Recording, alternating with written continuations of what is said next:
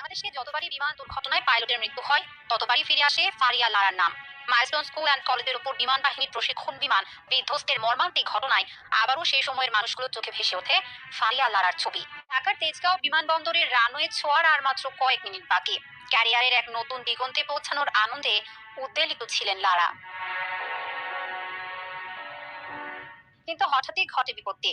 পোস্তগোলার আকাশে আসতেই বিমানের যান্ত্রিক গোলযোগ দেখা দেয়, আগুন ধরে যায় বিমানটিতে। বিচক্ষণ লারা শেষ মুহূর্ত পর্যন্ত চেষ্টা করছিলেন পরিস্থিতি নিয়ন্ত্রণে আনার, কিন্তু সব চেষ্টা ব্যর্থ হয়। নিয়ন্ত্রণ কক্ষের সাথে তার শেষ কথোপকথন ছিল হৃদয় বিদারক। মৃত্যুর কয়েক মুহূর্ত আগে তিনি মেডে কলে জানান, আমরা আর কয়েক মিনিটের মধ্যে শেষ হয়ে যাচ্ছি। এটাই ছিল তার জীবনের শেষ বার্তা। এর কিছুক্ষণ পরেই ঢাকার পোস্তগোলা এলাকায় বিমানটি বিধ্বস্ত হয়। মাত্র 28 বছর বয়সে নিভে যায় বাংলাদেশের বিমান চালনার এক উজ্জ্বল নক্ষত্র।